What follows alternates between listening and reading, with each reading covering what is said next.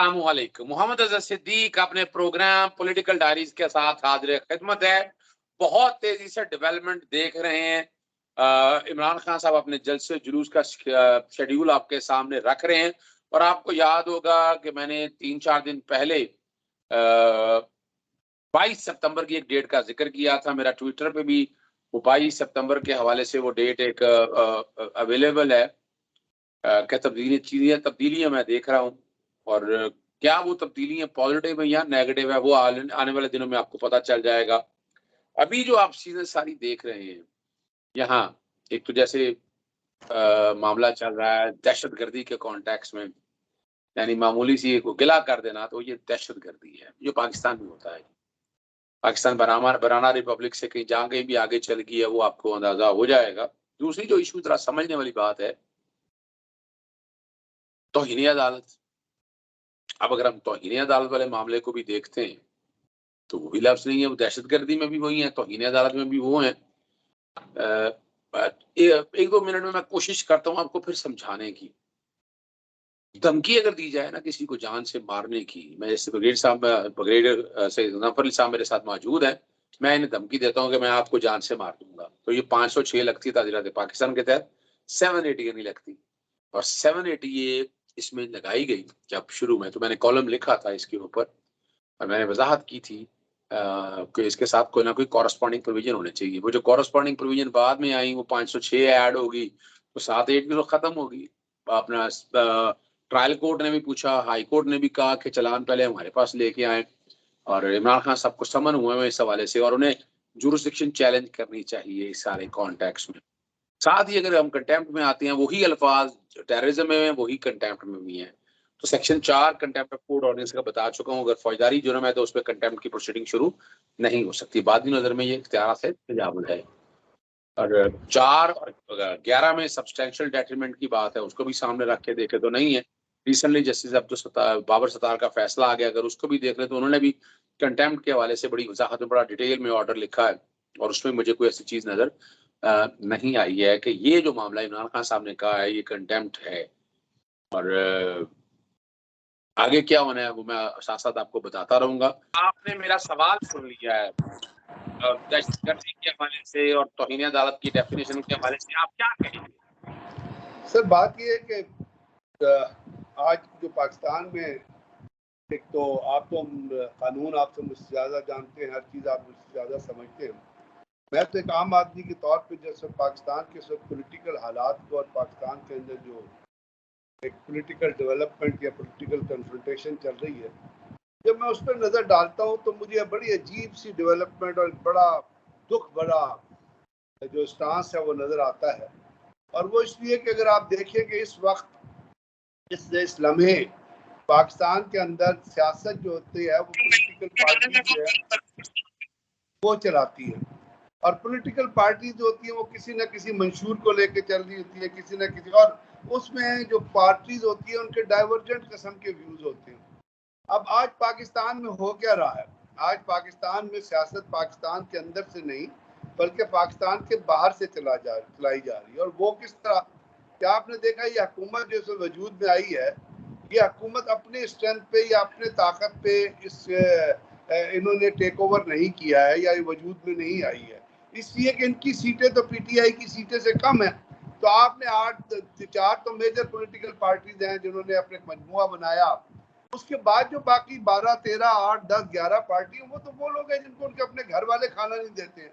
मतलब है वो टटपूंजिया किस्म के लोग हैं जो लाठियां उठा के, कोई जो होता है वो पगे बांध के आ जाते हैं तस्वीरें खिंचाने के लिए ताकि उनकी शक्ल जो है वो कुछ लोगों, उनका किरदार तो बिल्कुल जीरो है।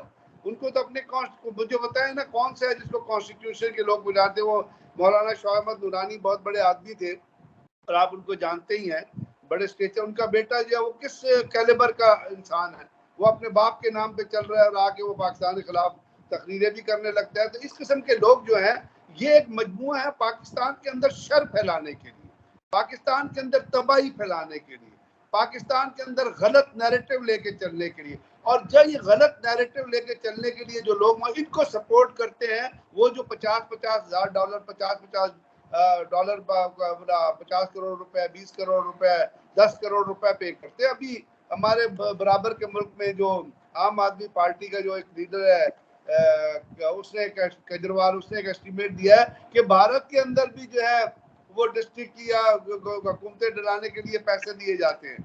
और उसने कहा जो करोड़ों रुपए जो दिए जाते हैं अगर आप उनको टोटल करें तो भारत के अंदर कोई 600-700 करोड़ रुपए दे दिया गया होगा, बल्कि इससे भी 6000 करोड़ से भी ज्यादा। और जब भी वो पैसे दे के कोई हुकूमत गिरती है तो पेट्रोल की कीमत महंगी हो जाती है, इसलिए कि जो पैसा वहां दिया जाता है वो आवाम से पूरा किया है। अब ये जो यहाँ पे पाकिस्तान डिस्ट्रक्टिव मूवमेंट जो आपने एक बनाई हुई है और इनका जो लोग चले हुए, क्या ये अपने बाजू जोरे बाजू पे आए? क्या ये डिजर्व करते थे? ज्यादा सीटें किसकी है? ज्यादा सीटें तो पीटीआई की है जो हुकूमत से बाहर है।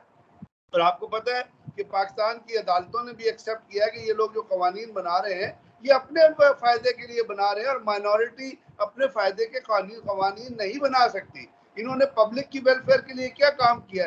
इन्होंने तबाह किया नैब को, अपने केसेस उसमें से निकलवा ले, क्रिमिनल कैबिनेट है और मनी लॉन्डर किस्म के लोग टॉप पे बैठे। तो मेरा कहने का मतलब ये जो ग्रुप है ये एक मलेशियस ग्रुप जो है, एक जो करप्ट लोगों का जो एक इत्तेहाद एक जगह पे हो गया, वो करप्ट इसलिए नहीं, मैंने नहीं कहा, वो बहुत सारे लोग आपको पता है जमानत पे हैं। एक शख्स है जो फैक्ट्री की किलिंग में इन्वॉल्व है, लोगों की किलिंग में, आपको पता है उसका जो एमक्यूएम का है वो जो जहाँ लोग जलाए गए थे वो आपका मिनिस्टर बैठा है।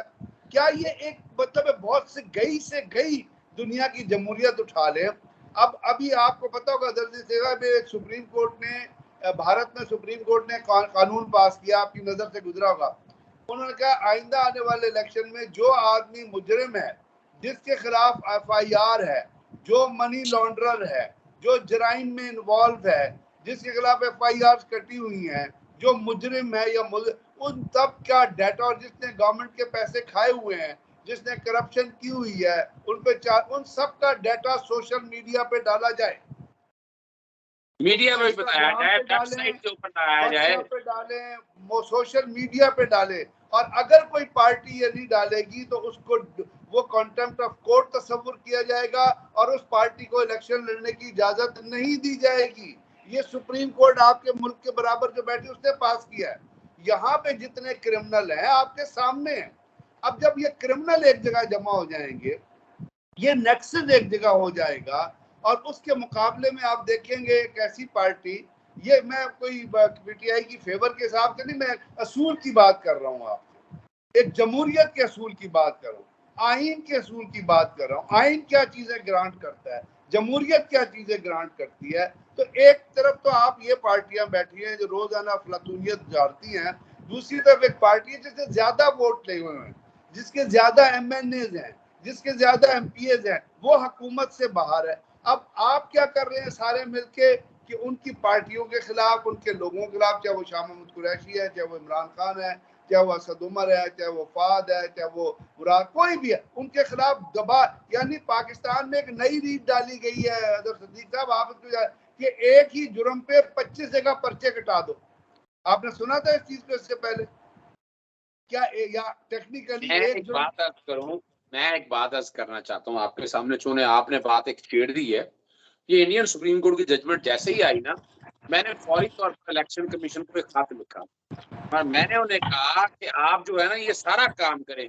मैं पिछले कोई 15 साल से कोशिश कर रहा हूँ कि आर्टिकल 62 और 63 पे इम्प्लीमेंट होने के वाले से डिफॉल्टर वगैरह ये सारा पब्लिक कर दें, लेकिन मैं आज तक कामयाब नहीं हो सका।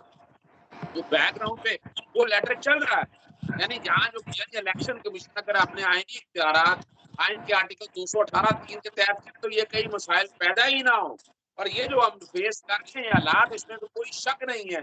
इवन सो मच सो कि मैंने जो ये टेररिज्म के हवाले से बात हुई थी, मैंने उसमें लीडिंग डेफिनेशन के ऊपर मैंने एक कॉलम लिखा।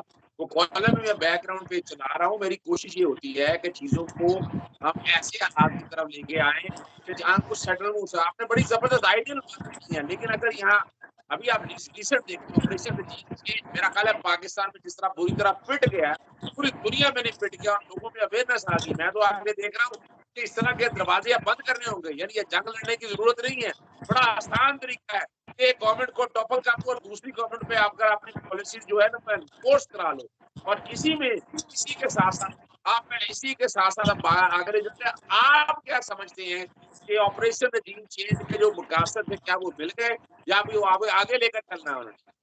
نہیں، وہ مقاصد تو یہ آگے لے کے چل رہے ہیں نا. دیکھیے آپ نے ٹیررزم، میں کہہ سکتا ہوں کہ مجھے ٹیررزم کی اور ٹیررزم کے آسپیکٹس کی بہت زیادہ سمجھ ہے. میں نے بہت سارے نیشنل اور انٹرنیشنل سیمینار بھی عطا کیے اور پھر میری بڑی اپنا ریسرچ بھی بہت زیادہ ہے. یعنی دنیا میں کسی ملک نے ایک اتھینٹیکلی ابھی تک ٹیررزم کی ڈیفینیشن کو ڈیفائن، اور ایک ملک کی ڈیفینیشن دوسرے ملک سے نہیں ملتی ہے.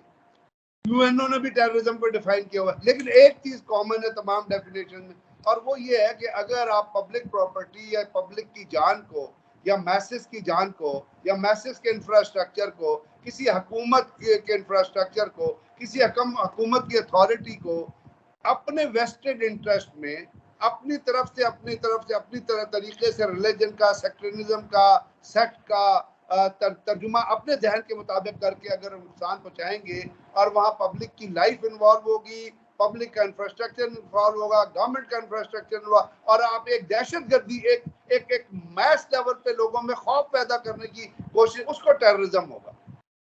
یہ دہشت گردی کی ڈیفینیشن کی کامن چیزیں. یہاں پہ کون سی ڈیفینیشن ہے؟ پاکستان کی اتنی بدنامی ہوئی ہے اظہر صدیق صاحب، آپ سوچ نہیں سکتے. آپ انٹرنیشنل فریڈم آف ایکسپریشن ہے اس کا، انٹرنیشنل فریڈم فار ڈیکلریشن ہے اس کا، آپ ڈیکلریشن اٹھا کے پڑھ لیں. آپ یقین کریں مجھے اتنی شرم آتی ہے کہ میں اس ڈیکلریشن کے الفاظ یہاں پڑھنا نہیں چاہتا جو پاکستان میں قوانین کے حساب سے، فریڈم آف ایکسپریشن کے حساب سے اور سیاست کے حساب سے اور لوگوں کے حساب سے جو کچھ کہتے ہیں. یہ پاکستان کی بدنامی ہو رہی ہے. آپ کیوں نہیں سمجھتے؟ کوئی شخص آج پاکستان کی تعریف نہیں کر رہا ہے. نیو یارک ٹائمز ہو گیا، واشنگٹن پوسٹ ہو گیا، الجزیرہ ہو گیا، بی بی سی ہوگا، فاکس نیوز ہو گیا، ہر ایک نے اس دہشت گردی کے حوالے سے جو ہے وہ خبروں کو نشر کیا ہے. اور پاکستان آلریڈی بہت بدنام ہے اس دہشت گردی کے نام سے. لوگ ہمارے اوپر دہشت گردی کا لیبل نہیں، لگاتے ہیں. آپ کو اب اگر آپ اپنا یاد یہ ہوگا، چارجز اگر لگا دیں تو آپ خود ہی سوچئے کہ کیا پاکستان میں کون سا قانون ہے، کون سا کانسٹیٹیوشن ہے جو چل، کیا ان لوگوں کو خوشی ہوتی ہے پاکستان کو دنیا میں بدنام؟ مجھے تو لگتا ہے یہ لوگ ڈنڈے پیٹتے ہیں، ڈھول پیٹتے ہیں جب پاکستان بدنام یہ ہوتا ایجنڈا ہے. ہے. جو آپ کے نا، امپورٹڈ میں حکومت جو ابھی بیٹھی ہوئی ہے. میں ایک بات کرنا چاہتا ہوں، وہ بہت ضروری بات ہے. آپ کو یاد ہوگا جب یہ انہوں نے الیکشن لڑنے تھے 2013 کے، تو رانا ثناء اللہ کن کی گاڑیوں میں بیٹھ کے آیا کرتا تھا. وہ طالبان کہہ دیں، ڈائریکٹ کہہ دیں، انڈائریکٹ کہہ دیں، سی ڈی ڈی کو کس طرح یہ چلاتے رہے. اے پی ایس کا واقعہ بعد میں ہوا، پالیسی بنانے کا کہا، وہ پالیسی نہیں بنائی، اس پہ عمل درآمد کے حوالے سے. یعنی اگر دہشت گردی کو یہ لٹرلی کنٹرول کرنا واقعی چاہتے تھے تو وہ تو انہوں نے کوششیں اور کاوشیں کی نہیں ہیں. یہی تکلیف سے بات ہے. میں پروگرام کے آخری حصے کی طرف لے کے جانا چاہتا ہوں آپ کو، وہ ہے کنٹیمپٹ کے حوالے سے. اب جو کنٹیمپٹ والے معاملے کو اگر دیکھیں آپ مثال کے طور پر، ہم اگر وہی ٹیررزم میں وہی توہین ہے. اب میں نے اس میں کالم لکھا ہے جس میں نے کہا ہے کہ یہ تضحیک ہے، ڈیفیمیشن ورسز کنٹیمپٹ، یہ توہین نہیں ہے. اور عمران خان صاحب نے معذرت بھی کر لی، اور لیکن اسلام آباد ہائی کورٹ نے باطنی نظر میں اپنے اختیارات سے تجاوز اس کانٹیکسٹ میں کیا ہے. سیکشن 4 میں تو لکھا ہوا ہے کہ وہ اگر فوجداری پر یعنی پاکستان پینل کوڈ کے تحت کوئی جرم اگر آ رہا ہوگا تو اس میں کنٹیمپٹ نہیں ہو سکتی ہیں. تو یہاں تو جب پرچہ بھی درج ہو گیا اور وہی الفاظ ہیں اسی کو سامنے رکھ کے پرچہ بھی درج ہوا ہے. سیکشن 18 کے اندر آپ اپنا جو ہے نا سبسٹینشیل ڈیٹریمنٹ تو پانی کے بہت زیادہ نظر آ رہا ہوں، بہت زیادہ، لیکن وہ تاج چودھری، دانیال عزیز، نہال ہاشمی ساتھ نہیں کیا جا سکتا. انہوں نے جو الفاظ استعمال کیے ہیں. اب تک جو کہ انڈائٹمنٹ کی بات ہو رہی ہے، فرد جرم عائد ہونے سے پہلے میں نے جو تجویز دی ہے کہ 265 درخواست دیں گے تاکہ فرد جرم عائد نہ ہو سکے. ساتھ ساتھ انٹرپول اپیل کے حوالے سے بات کی ہے کہ اس کی ایک اپیل دائر کر دی جائے، اور وہ کنٹیمپٹ آرڈیننس کے تحت ہے کہ جس میں ان ججز کے علاوہ جو یعنی ان ججز کے علاوہ آپ اپیل سنیں گے کوئی اور ججز ہوں، وہ 5 جج جو ہیں عامر فاروق صاحب کو انہوں نے شو کا انہوں نے جاری کیا تھا.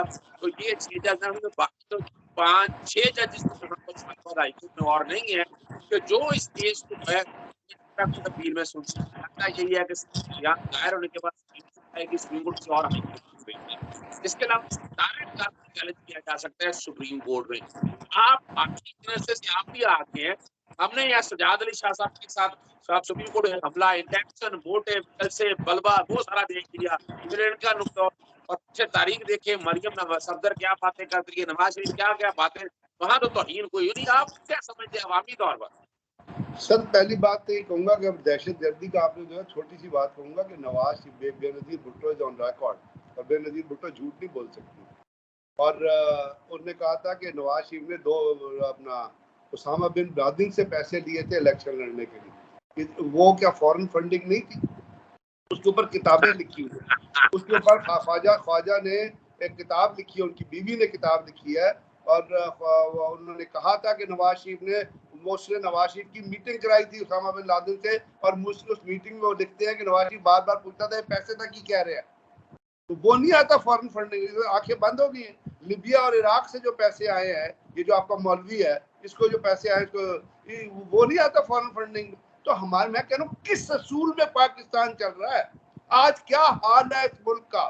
کیا یہ بنانا ریپبلک، یا کیا آپ کسی ریپبلک سے اس ملک کو کمپیئر کر سکتے ہیں جہاں قانون کی دھجیاں اڑائی جا رہی ہیں، کانسٹیٹیوشن کی دھجیاں اڑائی جا رہی ہیں؟ اب جہاں تک توہین عدالت کا کیس ہے، آپ زیادہ سمجھتے ہیں، وہ عدالت کے اندر ہے. مجھے تو اتنا پتہ نہیں ہے جو کچھ اس کو فرد جرم لگے گی، لیکن میں اتنا جانتا ہوں کہ جو عدالت کے معاون تھے منیر ملک اور مخدوم صاحب، جو انہوں نے فرمایا میں اس سے لیڈ دیتا ہوں. ان کی جو عقل کی بات ہے، بہت انٹلیکچوئل بات انہوں نے کی، اور انہوں نے جو کچھ کہا وہ ایک آئینہ دکھایا انہوں نے، اور اس آئینے میں انہوں نے کیٹیگوریکلی کہا ہے. انہوں نے کہا کہ جی ہم کو، آئی کوٹ ہم، کہ جی ہمیں یہ تاثر دنیا میں نہیں دینا چاہیے کہ ایک سیاسی لیڈر کو کارنر کرنے کے لیے عدالت کا دروازہ عدالت کو استعمال کیا جا رہا ہے. اب اس سے بڑی کیا بات ہو سکتی ہے؟ منیر ملک صاحب نے کیا کہا، وہ آپ کے بار کے پریزیڈنٹ ہیں، انہوں نے کیا جو اعتزاز حسن صاحب کا تو آپ قانونی جو ان کی نالج ہے اس کو چیلنج نہیں کر سکتے نا. انہوں نے بھی فرما دیا تھا کہ کیا ہو سکتا ہے کیا نہیں. تو جب اتنی ساری چیزیں ہو رہی ہیں اور آپ پھر اس چیزوں کو اگر آپ نہ سنیں، عدالتی معاون جو خود ہی لگائے ہیں، تو اب آپ مجھے بتائیں کہ اس کے اندر پھر جب لوگ دیتے ہیں کہ 12 پارٹیاں ایک جگہ، عمران خان کے خلاف جو آپ نے دہشت گردی کا بھی کیس لگایا، آپ نے عدالت میں بھی کیس لگایا، سیکشن 144 بھی لگایا، اور بے تحاشا 18 کیسز بنا دیے، تو اس کا کیا مطلب لوگ نکالیں گے پولیٹیکلی؟ یہی نکالیں گے نا کہ آپ ایک پارٹی کو اور ایک شخص کو جو ہے وہ میدان سے باہر کرنا چاہتے ہیں، کیونکہ امریکن آپ کے پیچھے پڑے ہوئے ہیں. ان کو پتہ ہے کہ جی آپ یہ انڈیپینڈنٹ فارن پالیسی پاکستان نہ چلائے، رشیا کی طرف نہ جائے، ان سے تیل نہ لے، ان سے گندم نہ لے، ہمارے جوتے کے نیچے رہے. امریکن یہی چاہتے ہیں نا. کیونکہ مجھے یاد ہے امریکہ کی جو وہ ایک مجھے بڑا دکھ ہوا، وہ امریکن کی ایک ڈیفینس انالسٹ ہیں ڈاکٹر ربیکا غالمنا، ان سے پوچھا کسی نے، آپ ان کے لفظ سنیے گا ذرا، اور پاکستانی قوم کو بھی سننے چاہیے. ان سے کسی نے پوچھا جی what is about Pakistan, look at her words. وہ کہتی ہے Pakistan had always been a problem. یعنی اندازہ لگائی، تمہارے باپ نے پاکستان آزاد کرایا تھا، تم پاکستان کے، کوئی ان سے پوچھے کہ تمہارے باپ نے پاکستان آزاد کرایا تھا، ہم تمہارے غلام ہیں. پاکستان پاکستانیوں نے آزاد کرایا تھا. We have not been a problem. ہم نے تمہارے بلینکٹس، ہم نے تمہاری ڈرٹی لینن دھوئی ہے. رشیا کے اندر ہم نے تمہیں سپورٹ کیا کہ افغانستان کے اندر ابھی جو تم تھوک چاٹ کے نکلے ہو نا افغانستان سے، تمہاری 43 ملکی کی فوجیں جن کو ناک چنے چمائے طالبان نے، اگر پاکستان پہلے وہ جب رشیا آیا تو نہ مدد کرتا تھا، یہی تمہارا حال ہونا تھا. تم ہمیں پرابلم کہتے ہیں، تم سب سے بڑی پرابلم، سب سے بڑا دہشت گرد دنیا میں امریکہ ہے، سب سے بڑی دہشت گرد ایجنسی CIA ہے، سب سے بڑے دہشت گرد کو سپورٹ کرنے والے امریکن پریزیڈنٹ ہیں جو وائٹ ہاؤس میں بیٹھ کے دہشت گردوں کی مدد کرتے. وہ کہتی ہے Pakistan has been a problem. تو پاکستانیوں کو کچھ سنائی نہیں دیتا ان کو. وہ ڈاکٹر ربیکا نے کہا Pakistan has been a problem. تو اگر آپ انڈیپینڈنٹ فارن پالیسی پرسو کرنا چاہتے ہیں، جو ہم پھر امریکہ کے تھلے لگے ہوئے ہیں.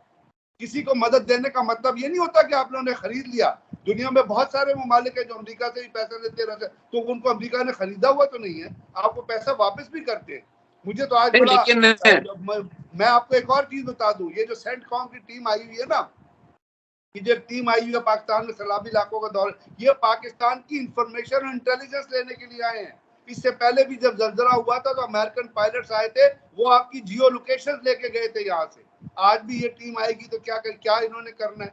تو بڑے افسوس کی بات ہے سر، آج جو کچھ ہو رہا ہے اس میں بڑا دکھ، رونے کا مقام ہے پاکستان کے لیے جو کچھ پاکستان کا کیا جا رہا ہے. آپ نے دیکھ لیا ڈالر آپ کا کدھر پہنچا ہوا ہے. ڈالر آپ کا 229 روپے پہ, پیٹرول دنیا میں 85 روپے پہ ہے. یہاں پہ انہوں نے تباہی پٹی ہوئی ہے پیٹرول کی. افغانستان میں پیٹرول 85 ہے, ڈالر 95 ہے. یہاں پہ عمران خان کے زمانے میں 103 پہ ڈالر تھا, پاکستان میں پیٹرول کی قیمت 150 روپے تھی. آج 83 روپے پہ ڈالر ہے, 230, کیونکہ آپ نے آئی ایم ایف کے اوپر قوم کو بیچ دیا ہے, اور شرم نہیں ہے بالکل. یعنی آئی ایم ایف کے اوپر قوم کو آپ نے بیچ دیا ہے, بجلی 55 روپے آپ نے کر دی ہے. تو اب کیا ہوگا؟ کیا یہاں پہ کوئی سسٹم چل رہا ہے؟ کیا ہم اس طرح بکتے رہیں گے؟ کیا یہ لیڈر ہمیں بیچتے رہیں گے؟ کیا ہم اسی سسٹم میں چلیں گے؟ کیا ہم اسی طرح ظلم برداشت کرتے رہیں گے؟ سوچنا چاہیے. ظفر صاحب بیسیکلی جو چیز سمجھنے والی ہے یہاں, کہ یہاں جو امپورٹڈ گورنمنٹ یعنی عمران خان صاحب کو گرا کے غیر قانونی طور پر اور سیڈیشن بغاوت اور سب چیزوں کو جس طرح پیسہ انڈکٹ کر کے آپ جن لوگوں کو لائیں, یہ تو انہی کے مرید ہیں نا, تو انہوں نے انہی کی بات لے کر سر اظہر صاحب سوری, میں بات عمران خان کی نہیں ہے, یہ بات ہے سسٹم کی. چلے وہ عمران خان کو فارغ کر دیا آپ نے, چلے ایک سیکنڈ کو لے فارغ کر دیا آپ نے, کہا کہ ٹھیک ہے, تو اس کے بعد تو چیزیں ٹھیک ہونی چاہیے تھی یا نہیں ہونی چاہیے؟ اگر عمران خان غلط کر رہا تھا تو اب تو یہاں پہ پیٹرول جو ہے وہ آج اگر آپ انٹرنیشنل مارکیٹ کے حساب سے لگائیں تو آج پاکستان میں پیٹرول کی قیمت 120 روپے ہونی چاہیے.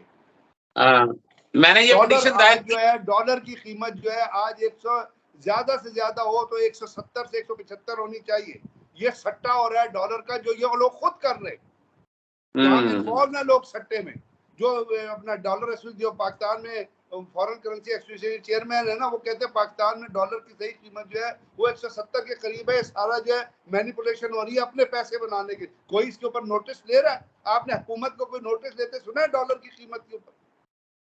تو بات عمران خان کی نہیں ہے, بات اس سسٹم کی ہے, اس ظلم کی ہے جو پاکستان کے لوگوں پہ. ہم مان لیتے ہیں آپ نے عمران خان کو ٹھیک نکال دیا, اس کے بعد تو سسٹم ٹھیک ہونا چاہیے تھا, نہیں ہونی چاہیے؟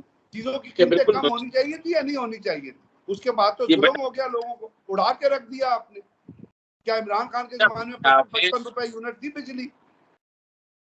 یہ 60 روپے کے قریب چلے گی. وجہ فرمایا, پروگرام ذرا ہمارا لمبا ہو گیا ہے, دوبارہ پھر کسی دن ہم آپ سے مزید گفتگو کریں گے اس حوالے سے. میں ختم کرنے سے پہلے ایک بات بتاتا چلوں کہ جس دن عمران خان صاحب بلایا ہوا تھا اسلام آباد ہائی کورٹ میں توہین عدالت کے کیس میں, تو وہاں یہ سارا جو اینکر مافیا اور یہ سورا جو خاص کلاس ہے, یہ تھا یہ انکنڈیشنل اپالوجی دیں. انکنڈیشنل اپالوجی سے معافی ہونی تھی, عدالت کی صوابدید کنوکٹ کر دیتی, اور کنوکٹ چاہے ایک سیکنڈ کوئی ہوتا تو ڈسکوالیفیکیشن آرٹیکل 63 میں. الیکشن کمیشن نے انتظار کیا ہوتا, اس سے پہلے الیکشن پوسٹ پون کر سکتے تھے.